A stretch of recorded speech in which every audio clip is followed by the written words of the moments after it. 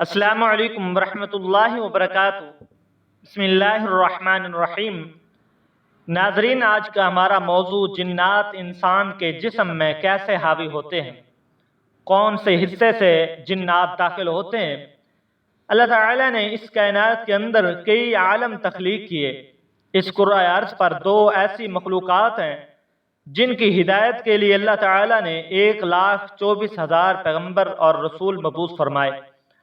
ان کے لیے اللہ تعالیٰ نے سزا اور جزا کا تصور پیش کیا، یعنی یوم آخرت۔ اللہ تعالیٰ کی یہ دونوں مخلوقات انسان اور جنات ہیں۔ جنات کی دنیا اسرار کے پردے میں ہوتی ہے۔ جنات انسانوں کی نظر سے پوشیدہ کر دیے گئے ہیں۔ زمین پر انسان کو اتارنے سے پہلے اللہ تعالیٰ نے فرشتوں کے ذریعے جنات کو مختلف ویران جگہوں پر قید کر دیا۔ جنات کے قید کرنے کا واقعہ نہایت دلچسپی سے خالی نہیں۔ روایات میں آتا ہے کہ انسان کو زمین پر اتارنے سے پہلے اللہ تعالیٰ نے ابلیس کو بلایا۔ ابلیس جنات میں سے تھا اور آگ سے پیدا کیا گیا تھا، اور اللہ پاک کے نہایت ہی برگزیدہ فرشتوں میں اس کا شمار تھا۔ اس کو اللہ تعالیٰ نے اس قدر علم عطا کر رکھا تھا کہ وہ اس علم کی بنیاد پر فرشتوں میں شمار کیا جاتا تھا۔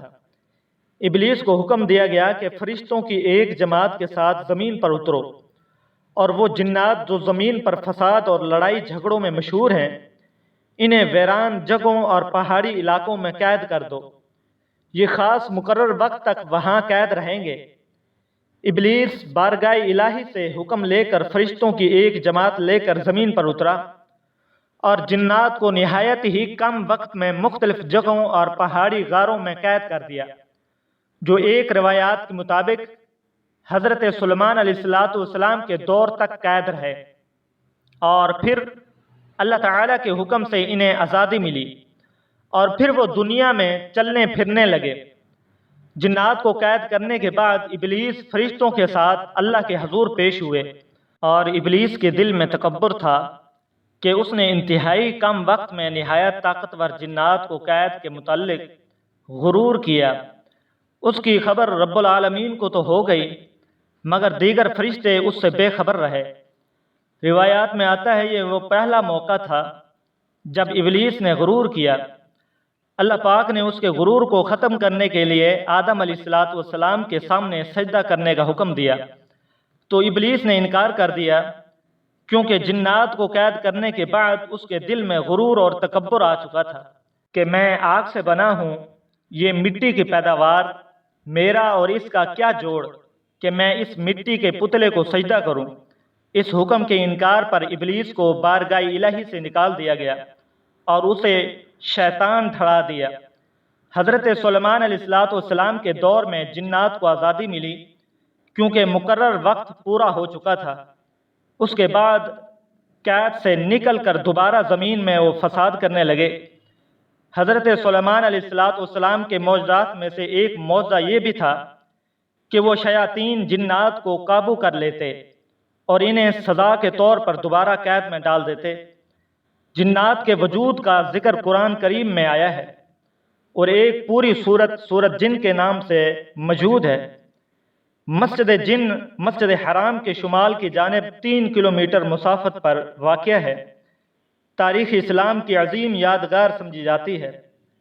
تاریخ کی کتابوں میں اس کی شہرت کے اور بھی واقعات ملتے ہیں، تاہم اس کی سب سے بڑی وجہ نبی کریم صلی اللہ علیہ وسلم کے ہاتھ پر ایک جن جماعت کا قبول اسلام کا واقعہ ہے۔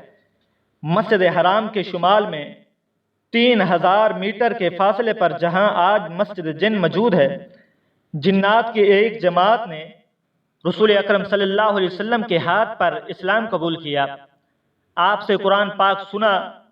اس موقع پر آپ علیہ السلام نے جنات کے سوالوں کے جوابات دیے۔ قرآن پاک کی سورت جن اسی واقعے کے تناظر میں نازل ہوئی۔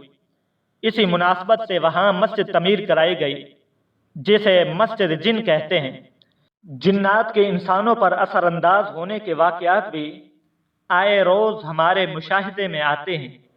یہ انسانی جسم میں داخل ہو کر اس سے عجیب و غریب حرکات کراتے ہیں، نقصان پہنچاتے ہیں۔ جنات کیسے انسانی جسم پر حاوی ہوتے ہیں؟ یہ ایک ایسا سوال ہے جو ایک عام آدمی نہیں جانتا۔ امام ابن تیمیہ رحمہ اللہ کے مطابق انسان جب نیکی سے غافل ہو کر برائی کے راہ پر چل نکلتا ہے تو برے اثرات سے متاثر ہونے کا خطرہ بھی پڑ جاتا ہے۔ فحاشی کی حالت میں برائی انسان پر غالب آ جاتی ہے اور ایسے میں جنات جسم میں داخل ہو سکتے ہیں۔ جن بھی کئی معاملات میں انسانوں کی طرح ہوتے ہیں، وہ بھی جذبات رکھتے ہیں۔ یہ ممکن ہے کہ وہ آپ کے چہرے کو ناپسند کرتے ہوں اور آپ کے جسم پر قبضہ کر لیں۔ دوسری جانب جنات کو انسانوں سے محبت ہو سکتی ہے، وہ کسی کو برہنہ دیکھ کر بھی فریفتہ ہو سکتے ہیں اور اس کے جسم پر قابض ہو سکتے ہیں۔ یہ معاملہ خواتین کے ساتھ زیادہ ہوتا ہے کیونکہ جن انسان کی نظروں سے پشیدہ ہوتے ہیں، اس لیے بعض اوقات ہم انجانے میں انہیں نقصان پہنچا دیتے ہیں۔ مثال کے طور پر آپ کہیں درخت یا پتھر کے نیچے رفع حاجت کر دیتے ہیں مگر نہیں جانتے کہ یہاں جنات کا ٹھکانہ ہے۔ آپ کے اس عمل سے وہ ناراض ہو سکتے ہیں اور بدلہ لینے کے لیے آپ کے جسم میں داخل ہو سکتے ہیں۔ بہت زیادہ خوف کی حالت میں بھی جنات آپ پر غالب ہو سکتے ہیں، لیکن جنات کس حصے سے داخل ہو کر انسان پر قبضہ جماتے ہیں، اس حوالے سے مختلف نظریات ہیں۔ زیادہ تر نظریہ یہی ہے کہ انسان کی موت کے وقت روح انسانی ناخنوں، ناک، آنکھ اور منہ سے نکلتی ہے اور یہی جگہ اہم ہوتی ہے جہاں سے جنات داخل ہو کر انسانی جسم پر قبضہ جماتے ہیں۔ محترم ناظرین، ان شریر جنات اور شیاطین سے بچنے کے لیے ہمارے پیارے پیغمبر علیہ الصلوۃ والسلام نے مختلف وظائف بھی بتلائے ہیں۔ ان میں آیات الکرسی بھی ہے، معوذات بھی ہے، سورۃ الناس اور سورۃ الفلق پڑھنا یہ جادو سے حفاظت کا ذریعہ بھی ہے۔ آج کے لیے بس اتنا ہی، دعاؤں میں یاد رکھیے گا۔ اللہ نگہبان۔